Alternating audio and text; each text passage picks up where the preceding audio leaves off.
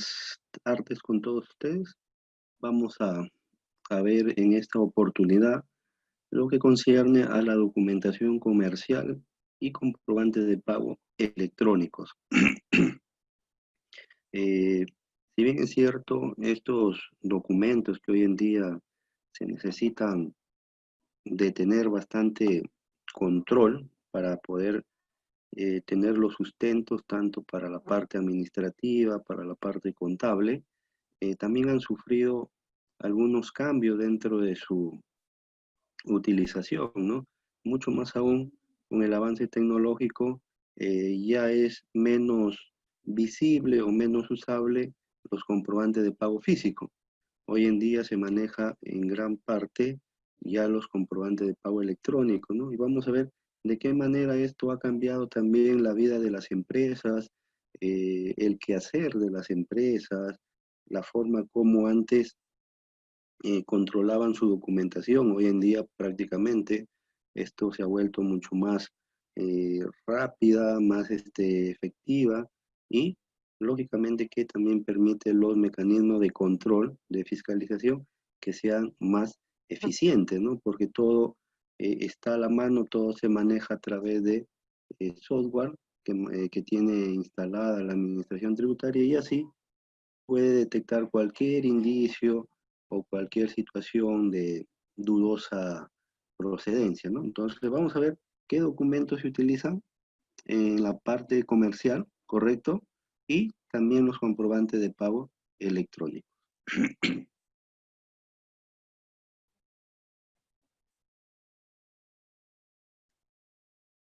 El logro del aprendizaje, como vemos, consta en relacionar o cómo se relaciona la empresa y estos documentos de índole comercial que intervienen en las operaciones de compra y venta de la propia empresa, ¿no? Vamos a ver cuál es su operatividad, cómo se utiliza, cuáles son también, ¿no? Cuáles son sus características y cuál es la finalidad de ello.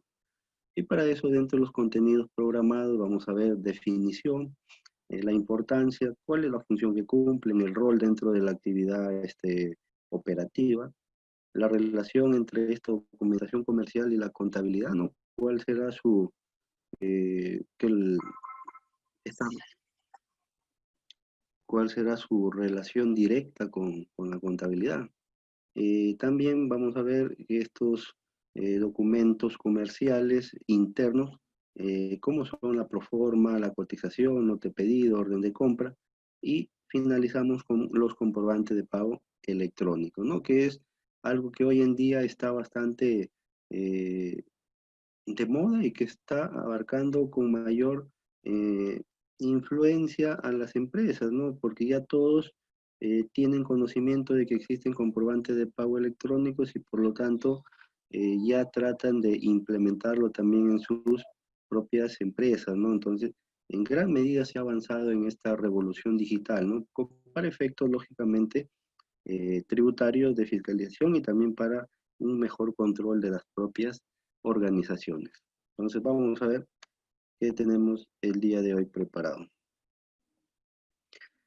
Bueno, la documentación comercial es una disciplina también, al igual que la contabilidad, la administración, que en este caso nos da a conocer las características fundamentales y los requisitos primordiales que debe reunir toda documentación a emplearse en cada actividad comercial.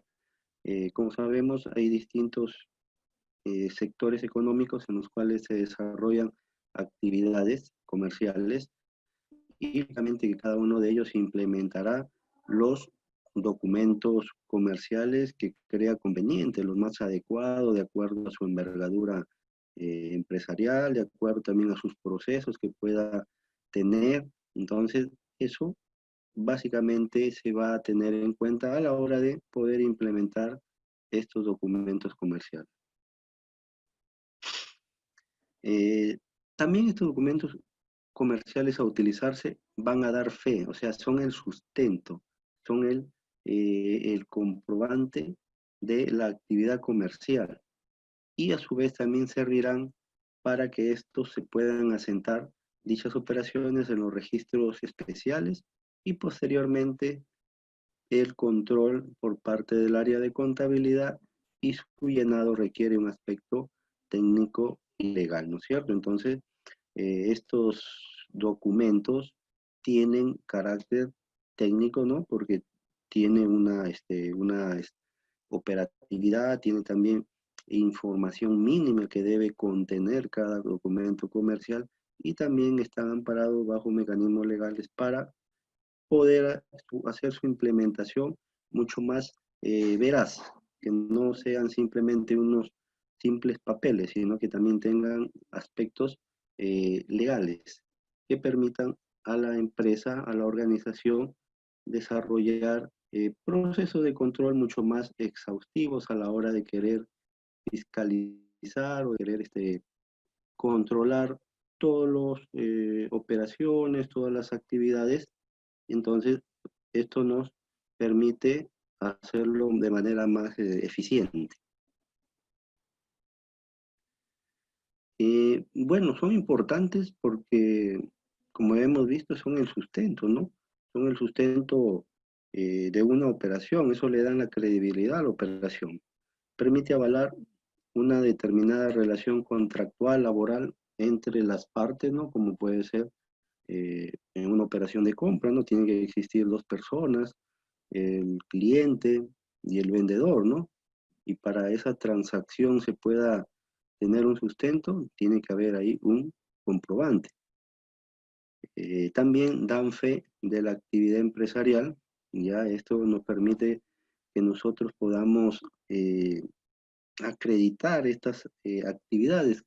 Justamente esto tiene mucho que ver con el principio contable también que habíamos visto en alguna oportunidad, que la empresa en marcha se justifica cuando tiene actividad comercial, cuando tiene operatividad.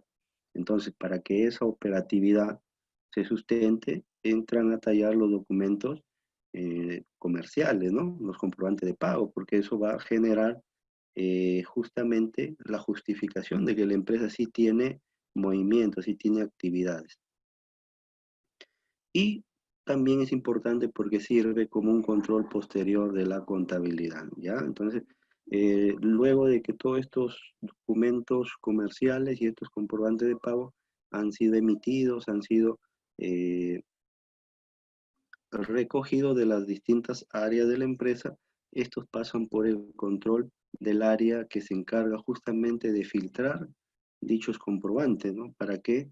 Para que puedan determinar cuáles, si cumplen con los requisitos mínimos legales que exigen, ¿no? El reglamento de comprobante de pago. Entonces es vital que estos documentos pasen por un filtro como es el área de contabilidad. Como vemos ahí algunos comprobantes de pago, los más usados, los que mayormente se estila a utilizar, son las facturas, las guías de remisión, la nota de venta, que si bien es cierto no es un comprobante de pago, no está establecido como un comprobante de pago, pero sí es un documento comercial, sí nos va a permitir sustentar una operación de venta, ¿no? Entonces miren qué importante también suele ser estas notas o pedidos también. Y la boleta, que también es un documento, un comprobante de pago que se otorga a los consumidores finales, ¿no es cierto? Entonces, eso es como para mencionar, ya luego, posteriormente, vamos a ver de manera más amplia cada uno de ellos. Pero, ¿qué función cumplirán estos comprobantes propiamente ya en el quehacer diario de las empresas, ¿no? Como vemos, no todas tienen, o no para todos, tienen el mismo destino o el mismo uso, ¿no? Veamos que cada persona, cada elemento de todo el proceso comercial le da un uso adecuado, ¿no es cierto? Por ejemplo, ¿qué función cumple para el comerciante todos estos documentos comerciales y comprobantes de pago? Representan un medio probatorio de las transacciones que se realizan en un ejercicio económico, ¿no? Como vemos, acá se permite justificar ya sea su compra o en todo caso un servicio que haya recibido, ¿no? Para eso va a existir un documento. Para la empresa puede probar la autenticidad de la operación comercial y también registra el resultado de lo sustentado de la gestión, ¿no? Y acá es muy importante, para la empresa se vuelve vital esto, ¿por qué? Porque se han dado casos en la parte práctica, ya en la parte cotidiana, de que muchas veces la administración tributaria hace los famosos reparos tributarios, ¿no? Y un reparo tributario es justamente cuando no hay sustento de una operación, no hay una justificación por una determinada operación. Y básicamente, ¿por qué se dan estas inconsistencias? Porque no hubo el comprobante de pago, ¿no? Entonces, eh, permite, como vemos ahí, justificar o probar que dicha operación se ha realizado, ¿no? Y también esto va a justificar el sustento de algún gasto que haya realizado, algún cobro también, ¿no es cierto? Algún pago, todo. Entonces, todos estos documentos sirven de base o de sustento para la empresa. Para el Estado también, ¿no? Son usuales, son bastante importantes estos comprobantes. ¿Por qué? Porque a partir de ahí va a verificar las diversas transacciones que pueda realizar la persona jurídica o persona natural y dar fe a la forma de librar y registrar la aplicación de las disposiciones legales vigentes. No, esto va de la mano con el caso anterior, que la empresa, así como debe de tener todos sus comprobantes de pago, el Estado, con su rol fiscalizador, con su rol supervisor, entonces, ¿qué es lo que va a hacer? Justamente verificar todas las transacciones que ha podido realizar dicha empresa, pero basada o sustentada con los respectivos comprobantes de pago, ¿no? Entonces, si es que uno encontrar alguno, o en todo caso encontrar algunos comprobantes que carezcan de cierta credibilidad, entonces los tendrá que informar y posteriormente realizar la sanción respectiva, ¿no? Entonces, es de mucho cuidado reconocer que los de pago que reciben gocen de credibilidad. Y para la colectividad en general, porque a pesar del tiempo se puede autenticar la propiedad, ¿no es cierto? Entonces, esto es justamente lo que decíamos, que estos comprobantes no solo sirven para efectos de índole tributario, sino también para efectos de índole comercial, ¿no? Por ejemplo, si es que yo realizo una compra de un inmueble, de un terreno, y no tengo el voucher de cancelación o la escritura pública o algo que justifique dicha adquisición, entonces yo podría tener problemas a la hora de reclamar que soy el dueño o que soy el titular de dicho bien, ¿no? ¿Por qué? Porque no hay ese documento que me avale, que autentique lo que yo estoy manifestando. Entonces, también para la colectividad en general, estos documentos comerciales son un sustento de dichas transacciones.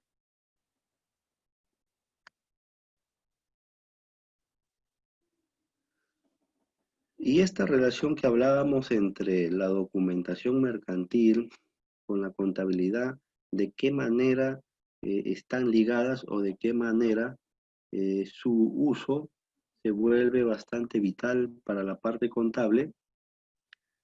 Como vemos ahí, la documentación mercantil se relaciona con la ciencia contable porque o le proporciona los instrumentos sustentatorios para el registro contable, ¿no? O sea, son el documento fuente de cada transacción, de cada operación, porque ya sabemos que todos los comprobantes luego que se reciben o se recolectan de todas las áreas, ¿qué es lo que pasa? Estos pasan por ese filtro, ¿no? Que se van a analizar dichos comprobantes para ver si es que gozan de credibilidad, si son fiables, y luego ya pasan al área respectiva para su registro contable. Entonces, ahí vamos ya a utilizar lo que son los sistemas, los software contables o, en todo caso, los sistemas, eh, programas también puedes contar con el tipo manual, ¿no? La forma manual de cómo registrar dichas transacciones, ¿no? En la actualidad se ha avanzado bastante en el ámbito electrónico, pero sin embargo no se ha desterrado aún la parte física, la parte manual.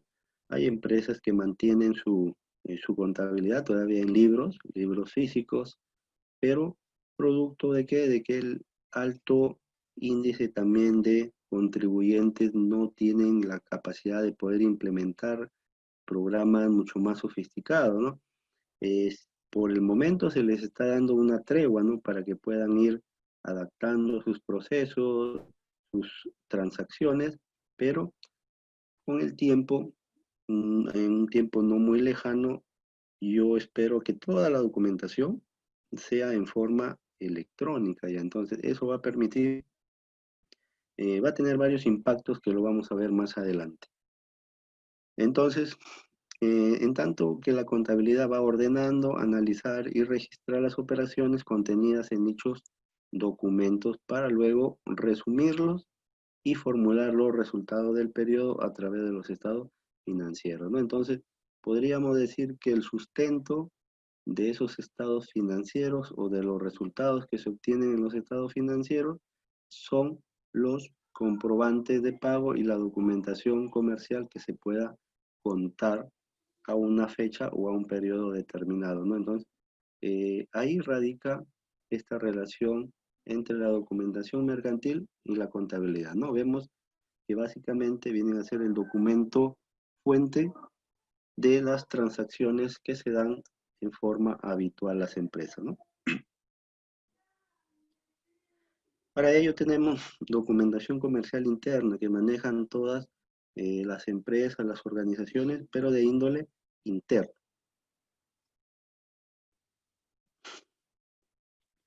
Para ello vamos a ver, primero, se puede dar en una organización, ya sea pública o privada, van a tener documentos que sustenten sus transacciones u operaciones, ¿correcto? Porque sirven de enlace estos, eh, estos documentos, sirven de enlace o también dan inicio a la transacción comercial, ¿no? Entonces miren cómo empieza todo, cómo se da esta aplicación de los documentos comerciales, ya sea en una organización pública o privada, todas van a manejar documentos comerciales porque ahí van a justificar eh, todo, toda transacción, ¿no? Por ejemplo, si una municipalidad hace un proceso de licitación, ¿no? Para contratar personal, tendrá que estar dentro de los documentos que justifiquen esa contratación, una orden de servicio, ¿no es cierto? ¿Por qué? Porque no se podría contratar de manera directa, de manera eh, al azar. Entonces, es importante conocer algunos mecanismos ya que manejan en el ámbito gubernamental de cuáles serían los documentos internos que debe tener cualquier tipo de organización, ¿no? Entre estos documentos comerciales internos podríamos mencionar los que mayormente se usan. Tenemos la proforma, la cotización, la nota de pedido y la orden de compra. Estos son los 4 documentos comerciales internos de mayor uso y de mayor también aplicación, ¿no? Que se da en las actividades de las empresas. Vamos a ver cómo funciona y qué requisitos tiene cada uno dentro del ámbito empresarial.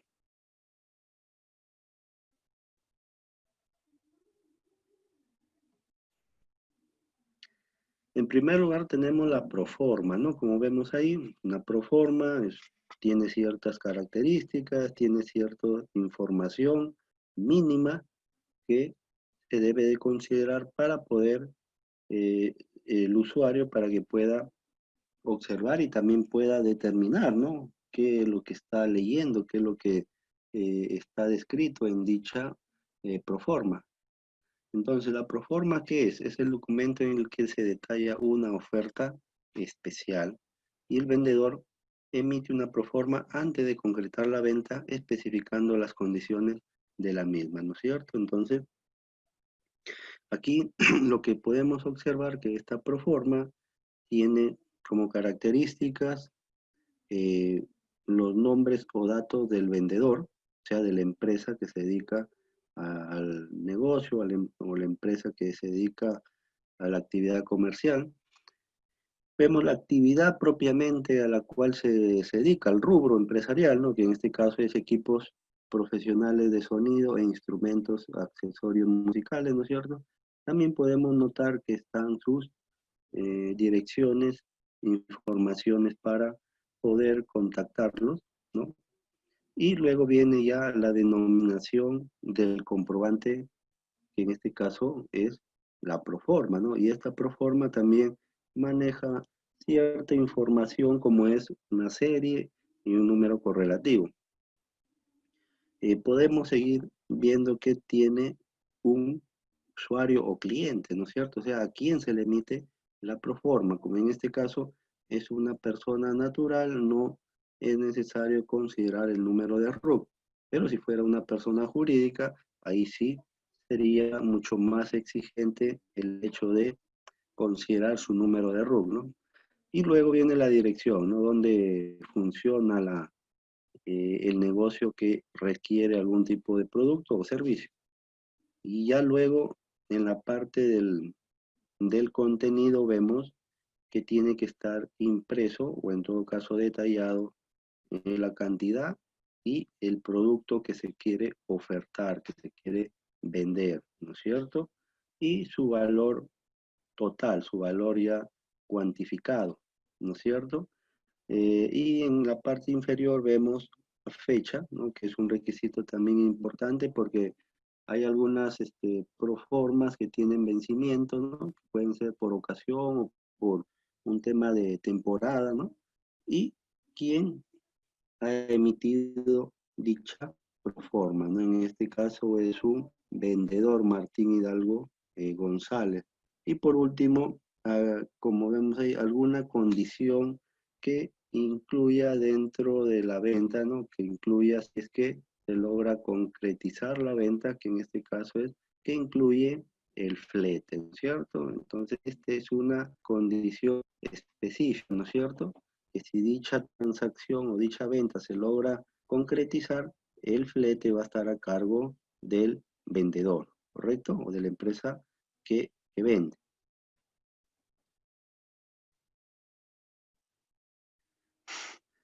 Otro documento también que forma parte integrante de esta documentación comercial es la cotización, ¿no es cierto? La cotización que pareciera que tuviera las mismas características que la proforma, pero no. Esta cotización ya es un documento que se usa en una negociación, o sea, en el anterior era una comunicación, ¿no es cierto? O en todo caso una de divulgación de los productos o de algún tipo de oferta. En este caso ya entra un proceso de negociación, porque ya hay un interés en adquirir potenciales bienes o servicios requeridos, ¿no? Entonces, como vemos ahí, en la cotización es un documento que se usa en una negociación y también sirve para solicitar información a los proveedores de los bienes y servicios que se requieran, ¿no? ¿Para qué? Para que permitan integrar la investigación de mercado, ¿no? ¿Qué quiere decir esto?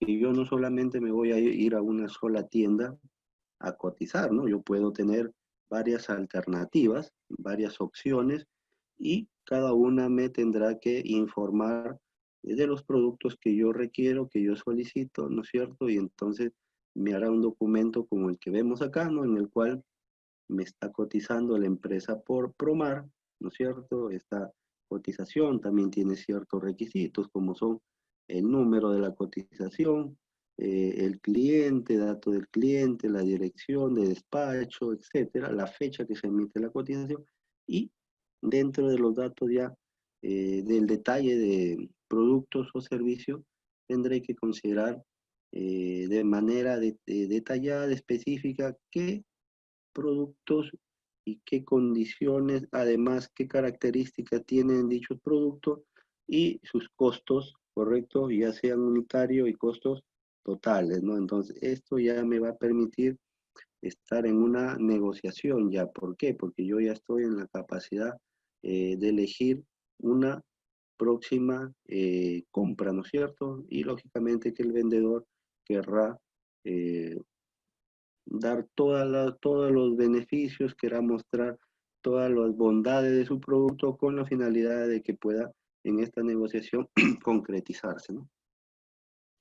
Entonces la cotización se podría decir que es un paso previo, es un filtro para llegar a la orden de compra, ¿no? Luego que yo ya he cotizado X número de tiendas, X número de empresas que se dedican al mismo rubro y que tienen el mismo producto, luego de hacer esa investigación de mercado, como decíamos, entonces yo ya estoy en la capacidad de hacer un requerimiento a través de un documento formal que es una orden de compra. ¿Ya? La orden de compra es ya el paso inmediato para que se gestione dicha adquisición, ¿no? O se concretice ya la operación. Entonces, la orden de compra es una solicitud escrita a un proveedor, ¿ya? O sea, después de yo haber pasado por la cotización y primero de la proforma, yo ya envío mi orden de compra o mi requerimiento de compra o mi orden de servicio también, dependiendo, si no es producto o es un servicio, al proveedor al cual yo considere que tiene las mejores ofertas, ¿no? O sea, yo también como empresario tendré que hacer una selección, ¿no? De todas las cotizaciones, elegir la que crean que va a tener mayores beneficios para mi organización. Entonces, es una solicitud escrita a un proveedor por determinados artículos a un precio convenido. O sea, ya acá hay ya ha habido una negociación y ya se ha quedado en algún precio ya preestablecido, ¿no? Entonces, ambas personas ya conocen cuánto va a ser eh, el cobro y la otra cuánto va a ser el pago, ¿no?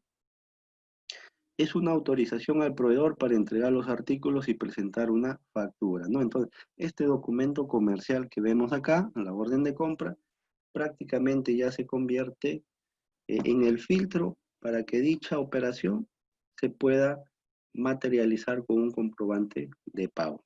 En este caso, una factura, ¿no es cierto? Entonces, miren qué tanto es esta dinámica de los documentos comerciales que se tienen que establecer sí o sí. ¿Por qué? Porque los documentos ya que van a generar el, el sustento contable vienen a ser ya los comprobantes de pago. ¿Qué más podríamos tener nosotros? Luego, la nota de pedido, ¿no? La nota de pedido, que es otro documento contable, ¿correcto?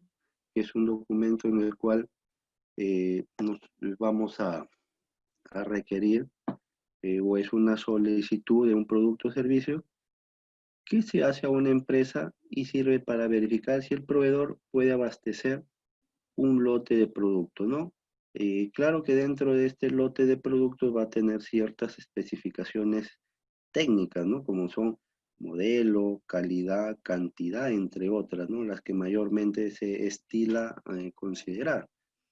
También este documento no es oficial y en ningún momento compromete al vendedor de entregar esta mercadería, salvo que se confirme estar en la facultad de hacerlo, ¿no? A veces mucho se confunde ahí también este documento que es nota de pedido con una venta. ¿Ya? Se ha dado estas situaciones en las cuales, por ejemplo, si nos vamos a este emporio comercial que en la actualidad está cerrado, pero que sin embargo cuando está operativo se llena de comerciantes, de empresarios bastante numerosos, ¿no? Estoy hablando del centro comercial de Gamarra, ¿no? El emporio de Gamarra. Muchas de las empresas que establecidas ahí no entregan más que una nota de pedido, ¿no? Porque si ustedes ven la nota de pedido, pareciera que tuviera alguna semejanza o similitud al comprobante de pago que es la factura, ¿no? ¿Por qué? Porque tiene un RUC, tiene una denominación, una razón social, tiene dirección, tiene también datos para que identifican quién está realizando este pedido, ¿no es cierto? eh, el RUC también, ¿no? Y abajo, en la parte inferior ya tenemos lo que son el detalle de productos, cantidad, precio, etcétera, ¿no? Entonces, muchas veces se tergiversa la aplicación de este documento comercial, ¿no? Aplicándolo como si fuera una factura. Y sabemos que este no es un comprobante de pago, este puede ser un documento comercial, sí, de índole interno, pero más no un comprobante de pago. Y ahí entonces habría que tener en cuenta muy bien a la hora que se recibe estos documentos, ver si es que cumplen con todos los requisitos para hacer un comprobante de pago o no, ¿no? Por eso ahí viene también algunos errores que cometen los profesionales dentro de este ámbito contable, que cuando reciben la información que le otorga el empresario, que le otorgan las áreas dentro de la empresa, justamente va a encontrar este tipo de documentos, ¿no? Nota de pedido. O quizás se va a una cevichería, se va a un restaurante, y este restaurante solamente le da una nota de pedido, ¿no? Más no una factura. Entonces, y se confunden a la hora de contabilizar o registrar, ¿no? Entonces, eso, cuando suceda una fiscalización o suceda una supervisión por parte del ente justamente supervisor, va a desconocer dichas transacciones, va a desconocer dichas operaciones, ¿no? Entonces, nos podríamos tener muchos problemas a la hora eh, de justificar esas transacciones comerciales, ¿no? Entonces, debemos de tener en cuenta esas recomendaciones.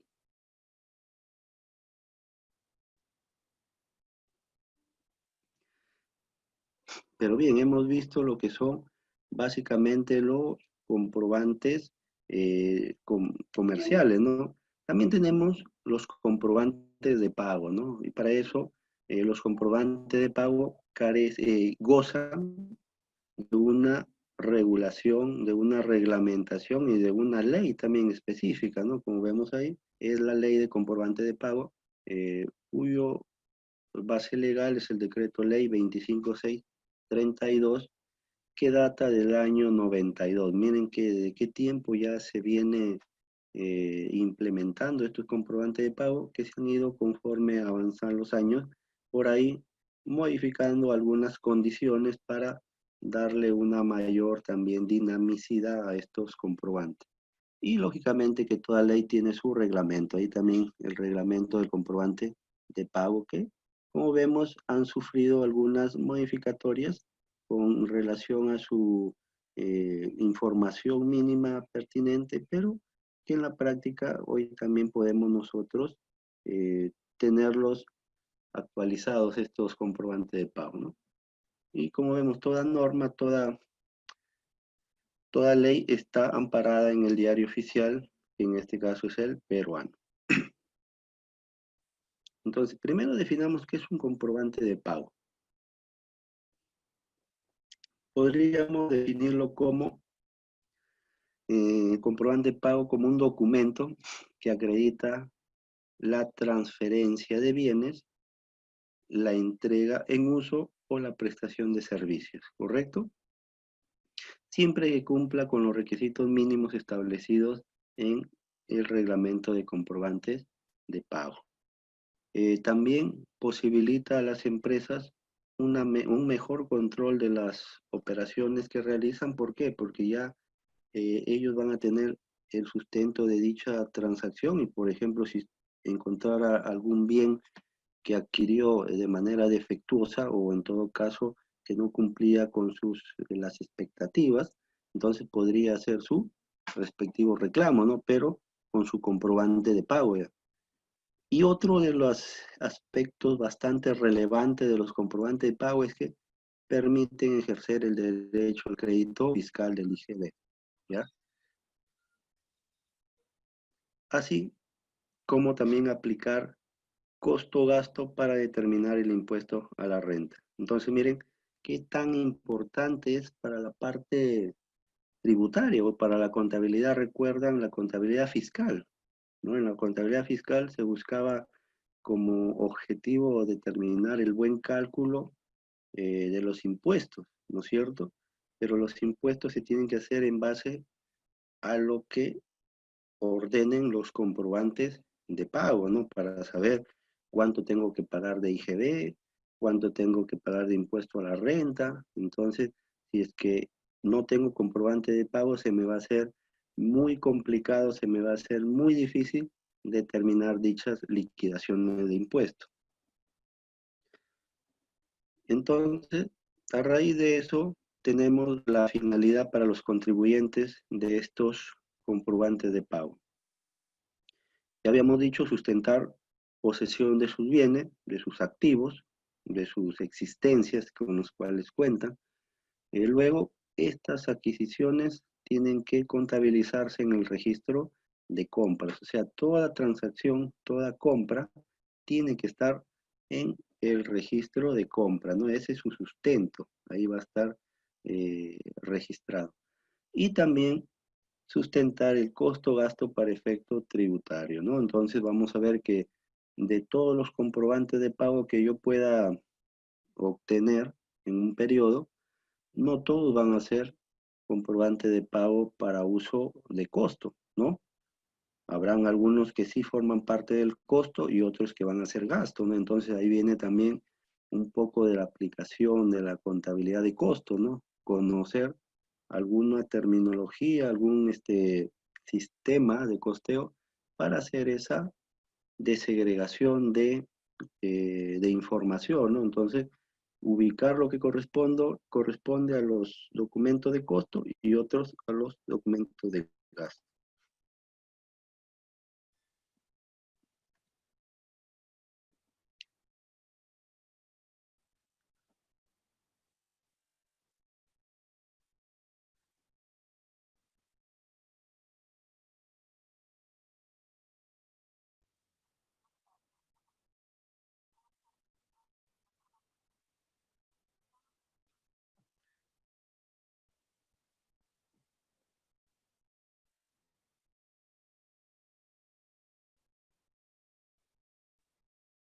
Entonces, para los consumidores finales también se vuelven importantes dichos comprobantes, porque como vemos los consumidores finales son los que van a acreditar la propiedad del bien, ¿no? Ese es un aspecto bastante importante.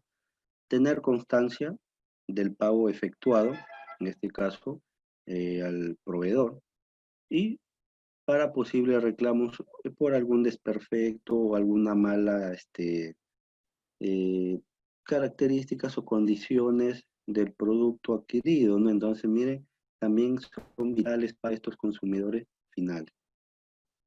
Los documentos considerados como comprobante de pago, como vemos ahí, tenemos la factura, el recibo por honorarios, la boleta de venta, el ticket, la liquidación de compra y también podríamos mencionar otros que vamos a ir viendo. Todos estos comprobantes de pago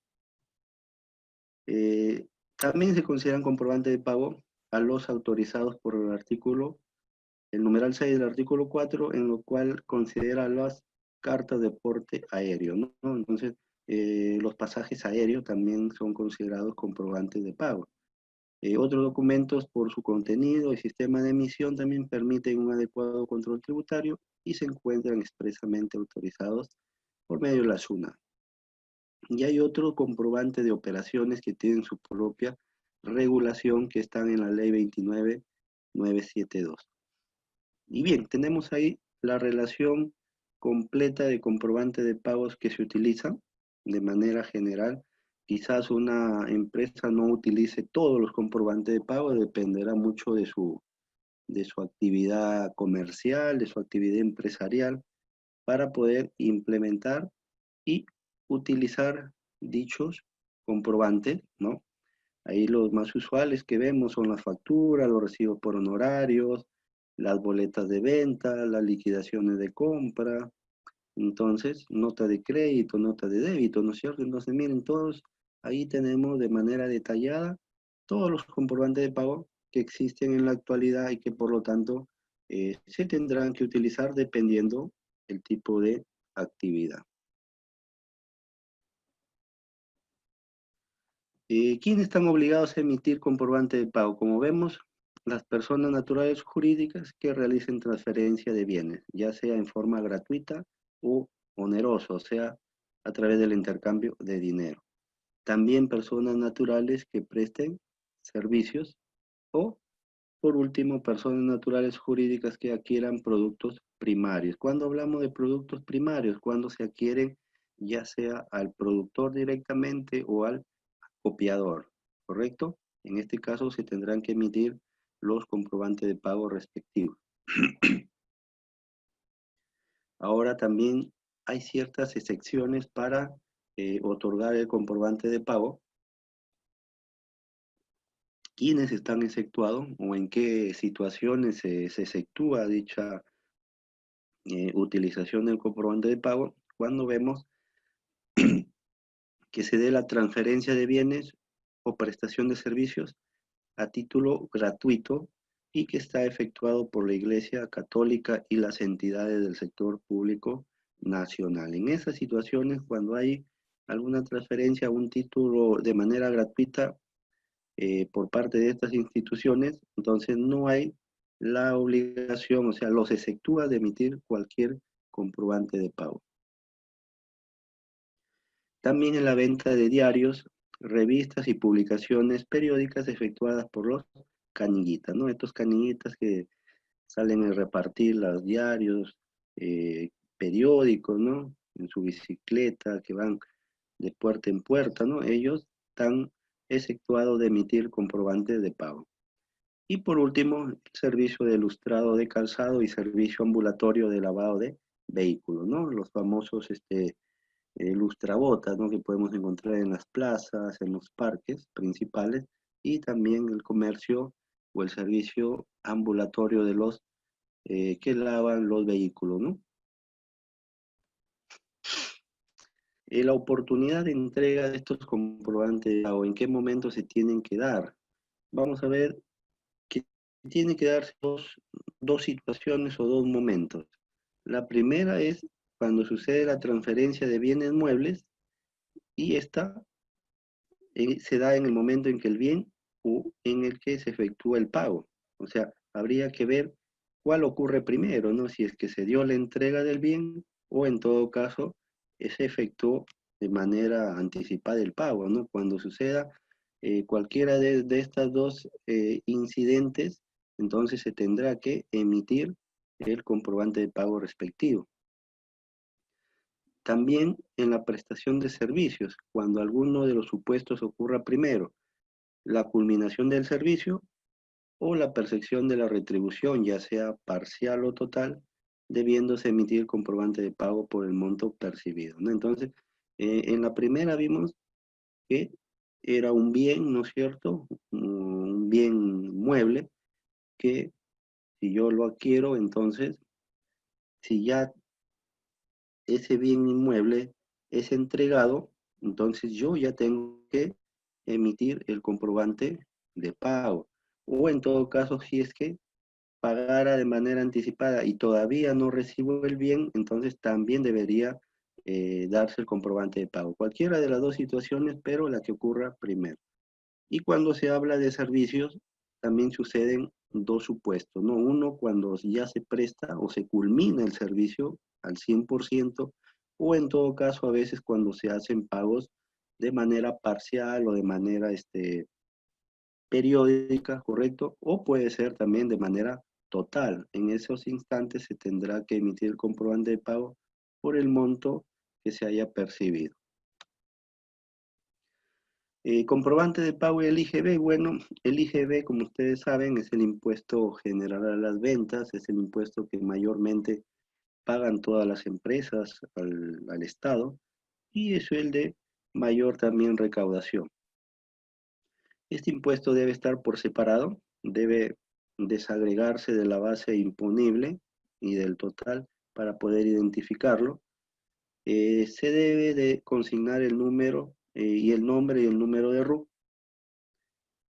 También que estos deben estar anotados en el registro de compras, ¿ya? Estos comprobantes de pago tienen que estar anotados en el registro de compras.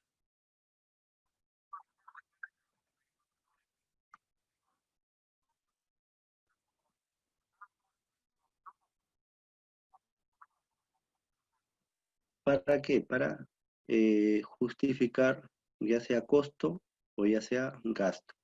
Costo me va a generar efectos en el impuesto general a las ventas. ¿Por qué? Porque forman parte del producto o del proceso de producción, y gasto porque me va a deducir de mi impuesto a la renta, ¿no? El impuesto a la renta justamente grava las utilidades, las ganancias, ¿no? Entonces yo, al tener mayor gasto, voy a tener menor utilidad y por lo tanto, y por consiguiente, pagaré menos impuesto a la renta, ¿no? Entonces, ahí se ve su incidencia tanto del IGB como del impuesto a la renta. El sistema de emisión electrónica hoy en día ha tomado bastante énfasis, bastante fuerza, debido a que la mayor parte de operaciones se emiten o se hacen también con comprobantes electrónicos, como vemos. La factura electrónica es el que ha empezado a tener mayor cobertura, y también las notas de crédito electrónica, ¿no? Esto ha permitido el desarrollo de la SUNAT en el ámbito de fiscalización, en el ámbito de cruce de información. ¿Por qué? Porque ya no hace tanta demanda de tiempo en revisar libros físicos.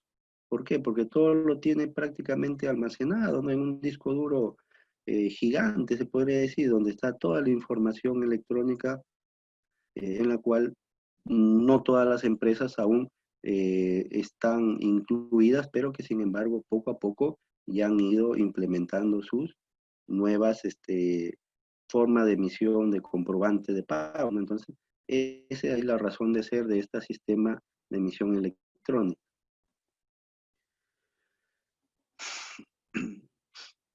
Como vemos, el sistema de emisión electrónica, la calidad de emisor electrónico en este sistema se obtiene por una designación de SUNAT, ¿no es cierto? Porque ellos lo determinan, o por elección del mismo contribuyente,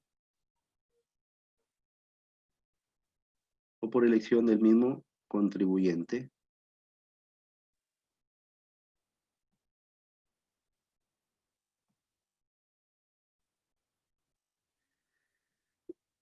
La SUNAT también emite ciertos informes en los cuales va designando quiénes van a ser los emisores electrónicos, ¿ya? Entonces, esto siempre lo hace dependiendo el nivel de jerarquía de las empresas. No todas han sido designadas, como vuelvo a repetir, algunas han empezado ya de manera voluntaria. Cuando hablamos de elección del contribuyente, lo hacen de manera voluntaria, pero ya hay algunos contribuyentes, los denominados principales contribuyentes a nivel nacional, que sí están designados por la SUNAT para poder ser emisores electrónicos. La calidad de emisor electrónico ese tiene carácter definitivo, por lo que dicha condición no se pierde bajo ninguna circunstancia.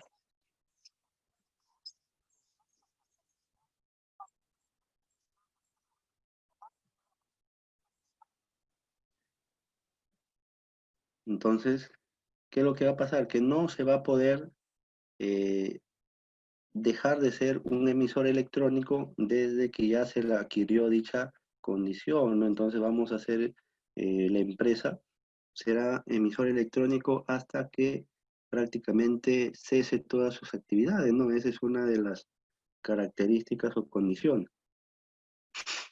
Para ser emisor electrónico también hay ciertas características. Por ejemplo, para su emisión es necesario contar con la famosa clave SOL. También en la actualidad este proceso se ha, se ha abreviado. Antes se tenía que hacer de forma presencial, ahora no, ahora se puede hacer en forma virtual. También que los comprobantes de pago y documentos electrónicos tienen todos los efectos tributarios, al igual que los físicos, gozan de todo eh, el sustento tributario. La serie, como vemos, la serie es, la serie, la serie es alfanumérica, ¿correcto? Entonces, es letras y números, si ustedes se han percatado en algún tipo de factura electrónica o boleta electrónica, van a encontrar que la serie está justamente descrita de esa manera, entre letras y números. Y también gozan de un correlativo, ¿no? Y esto va a depender del número de operaciones que se realice. Y está generada por el mismo sistema de SUNAT. La SUNAT garantiza la autenticidad del documento emitido desde su portal, o sea, que todo documento que se emita desde la página de la SUNAT goza de ser fiable.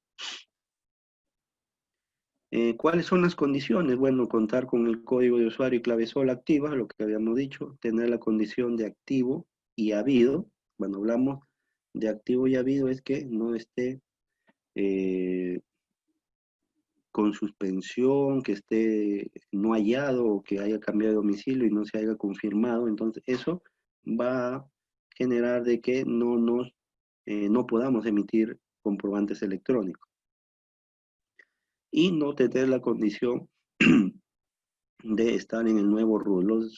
Los sujetos que están dentro del nuevo RUT, ellos sí están exceptuados de emitir comprobante de pago electrónico.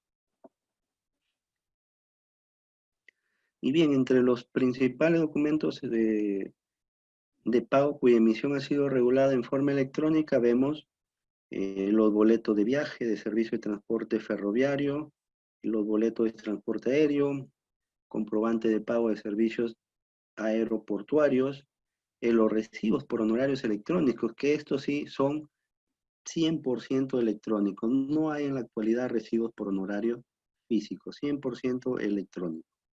La factura electrónica, que también tiene bastante uso, y las notas, ya sea nota de crédito o notas de débito, ¿no? Electrónica. Ahora, ¿cuáles son los beneficios de justamente emitir un comprobante electrónico, ¿no? ¿Qué es lo que me beneficia? Bueno, como sabemos, hay un ahorro en el tema de la impresión y almacenamiento, ¿no? Porque todo es digitalizado, se va a un portal, se almacena ahí. Bueno, la conservación del medio ambiente porque ya estamos evitando el uso o la eliminación del uso del papel, ¿no? Entonces, esto va en función también de medidas medioambientales, que es multicanal porque no solamente se puede hacer desde una computadora, se puede hacer también desde el celular, desde una lacto, de una tablet, ¿no? Entonces, varias opciones de poder emitirlos. La seguridad y la validez legal también que otorgan dicho comprobante de pago, la disponibilidad desde cualquier lugar las 24 horas del día, ¿no? Entonces, al ser electrónico, yo puedo disponer en cualquier momento para poder emitirlo. La integración con otras aplicaciones a nivel de empresas y Estado, ¿no? Esto permite lo que le decía, un mayor control, una mayor fiscalización de las entidades o de las entidades justamente del Estado. También obtención de información en tiempo real, ¿por qué? Porque esta documentación se entrega online, vía online, o sea, a través de correos electrónicos, correos institucionales, ¿no? Y llega en cuestión de segundos, no hay que esperar a hacer tanto tiempo, tantos trámites, ¿no?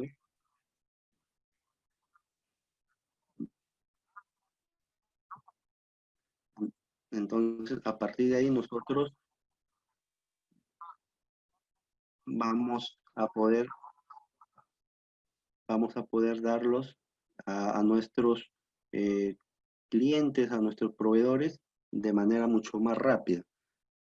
¿Quiénes deben emitir comprobante de pago electrónico? Bueno, deben hacer los contribuyentes, ya sean personas naturales y jurídicas, que hayan sido designados como emisores electrónicos mediante resolución de SUNAT. Entonces hay que tener en cuenta ello, que estos son obligatorios, ¿correcto? Ahora, si un contribuyente quiere hacerlo de manera voluntaria, de manera opcional, también es posible, pero ello lo acredita ya para que sea un emisor electrónico y ya no podría volver a utilizar sus comprobantes de pago físicos.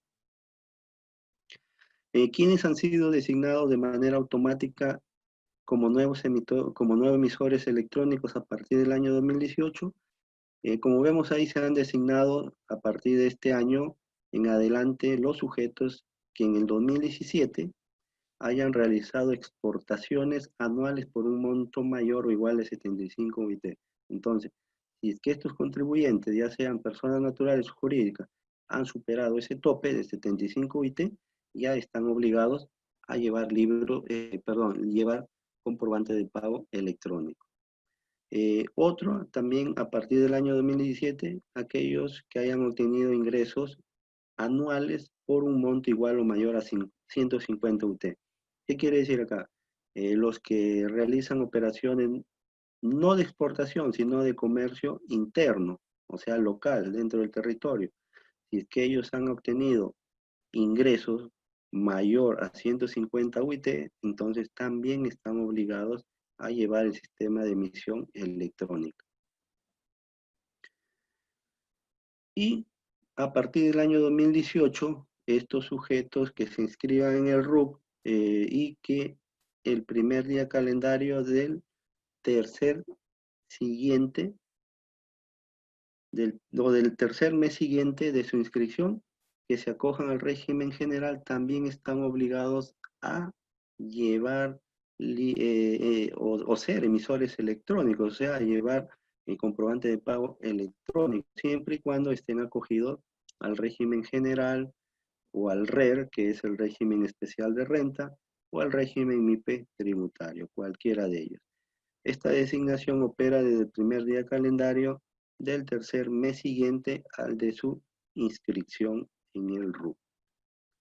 Bien, como vemos ahí, estos son los comprobantes que se pueden emitir desde el portal de SUNAT. Como vemos, son los que también se hacen de manera física para un contribuyente que no esté considerado como emisor electrónico, ¿ya? No hay ninguna limitación, solo que acá lo hace a través del portal de SUNAT y por lo tanto hay ahorro de tiempo, ahorro de papel, ahorro de imprenta, etcétera, ¿no es cierto? Pero tienen la misma operatividad, tienen el mismo sustento tributario. ¿Y cuáles son los efectos que se dan en este sistema de facturación electrónica? Bueno, son dos aspectos fundamentales ahí que han incidido. Como vemos, uno es la sustitución de la SUNAT en el cumplimiento de las obligaciones del emisor electrónico y del adquiriente o usuario electrónico de almacenar, archivar y conservar las facturas electrónicas, boletas, nota de crédito, nota de débito, según sea el caso. Entonces, ya no hay que tener, como se dice, guardadas las facturas, almacenadas, tener cajas y cajas de documentos, ¿no? Físicos. ¿Por qué? Porque ahora esto de tenerlo de manera electrónica permite que la SUNAT tenga esa información almacenada. Y sin perjuicio de lo indicado en el párrafo anterior, se podrá descargar del sistema los mencionados documentos, los cuales contendrán el mecanismo de seguridad y conservarlos en formato digital. Entonces, estos están almacenados en portal de SUNAT, pero si yo deseara tenerlos de manera impresa, ¿no? Por un tema de control, por un tema de archivo, yo podría descargarlos e imprimirlos, ¿no? Y armar mi documentación electrónica impresa. Pero eso no limita a que yo también los pueda tener ahí dentro de la plataforma de SUNAT. O sea, esto dependerá mucho del contribuyente si es que desea imprimir dichos comprobantes de pago electrónico.